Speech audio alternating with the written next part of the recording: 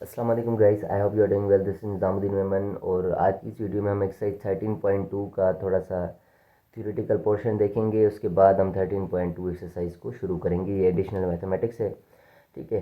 So recall example number 2 the 6 people arrangements of the 3 persons 6 possible arrangements of 3 persons using their initials are A B C. ये हमने पिछले उसमें कर चुके हैं कि A B C, A C B, B A C, B C A और C ए B, C B ए।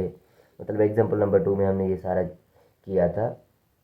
अब आ रहा है हमारा permutation topic. These arrangements are also called permutation. Permutation is an arrangement. Permutation क्या है? एक अरेंजमेंट है of objects in definite order. एक तरीके से उसको ऑर्डर करती है, कोई उसमें रूल होता है, ठीक है, definite order. To permute objects to arrange them in a certain order. To permute objects to arrange them in a certain order.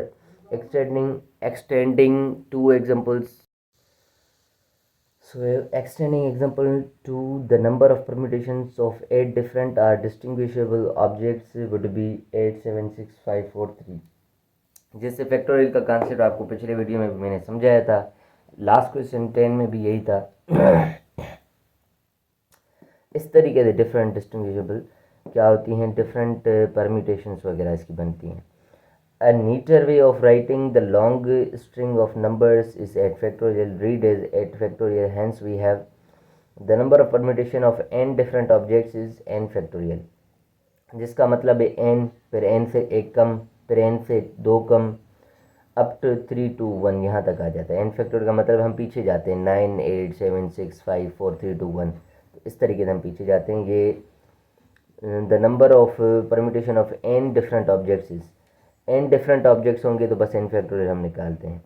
इस तरीके से n फैक्टोरियल का मतलब ये लिखा हुआ है, आप इसको कहीं पर भी क्लोज कर सकते हैं। जैसे n फैक्टोरियल पे ये क्लोज है, आप चाहें तो n into n minus one factorial पे क्लोज कर दें। मैं आपको थोड़ा सा एक्सप्लेन कर देता हूँ यहाँ पे कि मैं कहना क्या चाहता हूँ।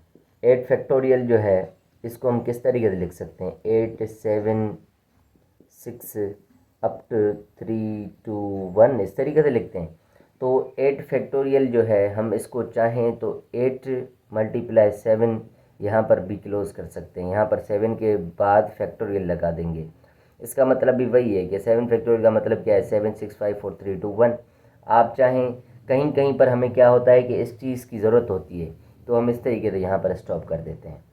तो ये तरीका आपको आना चाहिए कि आप फिर परेशान हो जाएं। हम चाहें तो 8 7 6 यहाँ पर भी स्टॉप कर सकते हैं, कहीं पर भी स्टॉप कर सकते हैं, क्योंकि ये फैक्टोरियल ही है।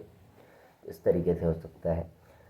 How should we define zero factorial so that the above result would be still hold. अब कुछ चीज़ें जो होती हैं याद रखने वाली होती हैं। यूँ समझें कि ज़ीरो फैक्टोरियल एक फार्मूला है जो बराबर होता है 1 के। ज़ीरो फैक्टोरियल हमारा 1 के बराबर होता है और 1 फैक्टोरियल भी हमारा 1 के ही बराबर होता है। 1 फैक्टोरियल भी हमारा 1 के बराबर होता है, 0 फैक्टोरियल भी 1 के बराबर होता है, और नेगेटिव नंबर का फैक्टोरियल पॉसिबल नहीं है। Factorials can be evaluated on a scientific calculator. Factorials आप कैलकुलेटर पे भी सॉल्व कर सकते हैं, साइंटिफिक जो होता है। एग्जाम्पल नंबर 3 को देखते हैं ज़रा सा कि find the total number of different permutations of all the letters of the word smart. Smart में जितने भी लेटर्स आ रहे हैं इनकी डिफरेंट परम्यूटेशंस निकालें। Notice that all letters are different. इसमें सबसे पहले हम देखते क्या हैं कि ये जो लेटर्स हैं क्या कोई मैच तो नहीं कर रहा, पर S M A R T सब डिफरेंट हैं, तो ये बिल्कुल ही डिफरेंट है। The total number of permutations is equals to 5 factorial. इसमें कितने लेटर्स हैं? 1 2 3 4 5, पाँचों के पाँचों डिफरेंट हैं, सो 5 फैक्टोरियल 120 आ जाएगा इस तरीके से, ठीक है।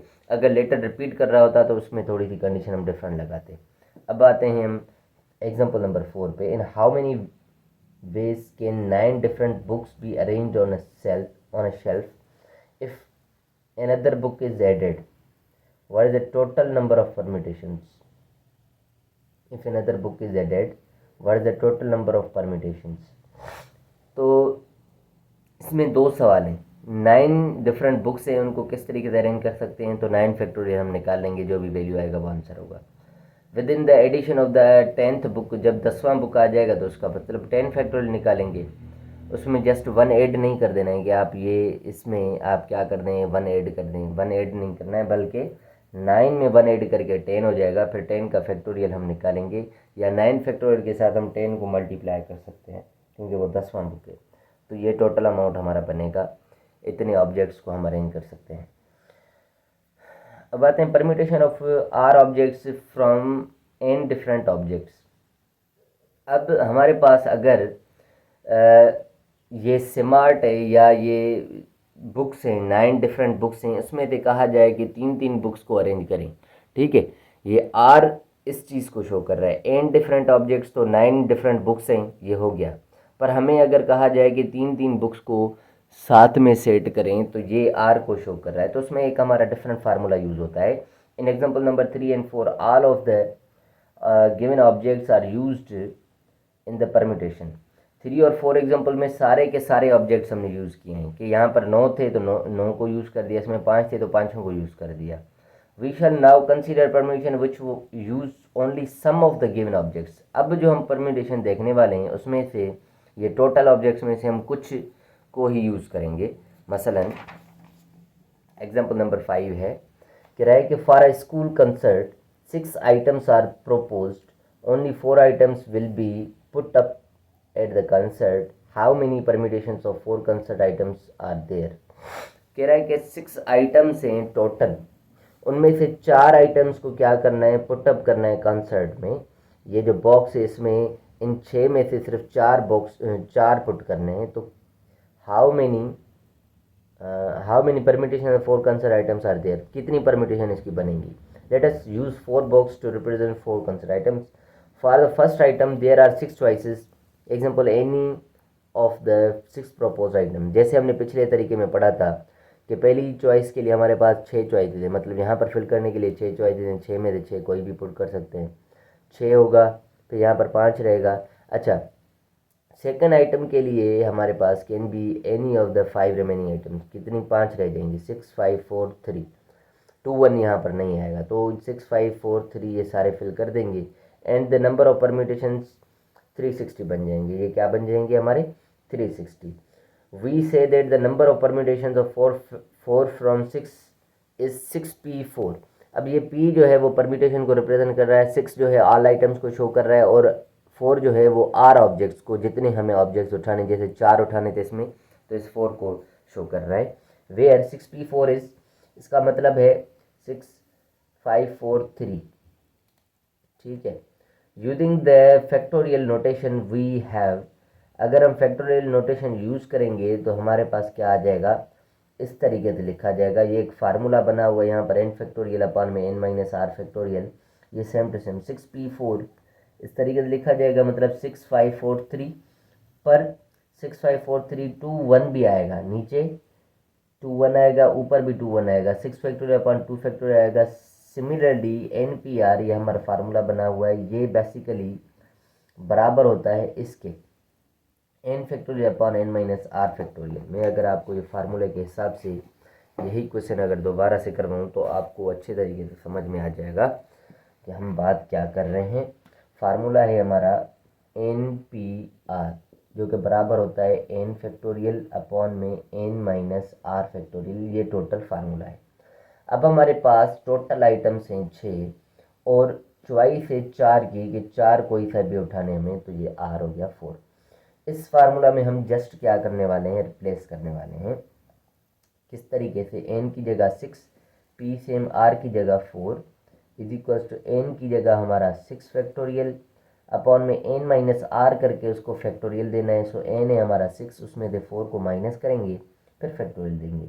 सो 6p4 इज इक्वल 6 फैक्टोरियल हमारा बराबर है 6 5 4 3 2 1, और 6 माइनस 4 हमारा यहाँ पर 2 बचता है, तो 2 का फैक्टोरियल होगा। 2 का फैक्टोरियल आपको पता है कि क्या होता है, 2 इंटू 1, तो 1 2 1 2 कैंसिल आउट, इन सब को मल्टीप्लाई कर देंगे। 3 time 4 is 12, 12 time 5 is 60, 60 time 6 is 360। तो इस तरीके से ये हमारा टोटल क्या निकलता है, आंसर निकलता है। इस तरीके से भी आप कर सकते हैं, या जैसे इन्होंने पहले ही करके दिखाया था, आपके पास इस बॉक्स में फिल करने के लिए 4 जो हैं जगह हैं, ठीक है, और चॉइसेस आपको 6 हैं। टोटल कितनी चॉइसेस हैं, 6 हैं। मतलब यूँ समझें 6 बंदों को यहाँ पर दिया गया है, पर इसमें 4 बंदे बिठाने, 1 2 3 4 5 6। अच्छा नहीं, ये 6 बंदों का सिस्टम नहीं है, इसको थोड़ा सा मैं करेक्ट करता हूँ। यूँ ही समझिए 6 ही बंदों का सिस्टम है, सही है। तो यहाँ पर पुट करने के लिए हमारे पास चॉइसेस कितनी हैं? 6 चॉइसेस हैं। यहाँ पर पुट करने के लिए मेरे पास 6 चॉइसेस है। अगर मैंने इसको पुट कर दिया तो बकाया कितनी चॉइसेस रह गई? 5, फिर 4, फिर कितनी रह गई? 3। ठीक है, क्योंकि 2 बॉक्सेस और हैं नहीं, तो ये टोटल जो है हमारे पास वैल्यू आ रही है। इन सबको जब हम मल्टीप्लाई कर रहे हैं तो भी हमारे पास यही बन रहा है, क्योंकि 3 time 4 is 12, 12 time 5 is 60, 60 time 6 is 360, तो इनको मल्टीप्लाई करने से हमारा 360 बनेगा।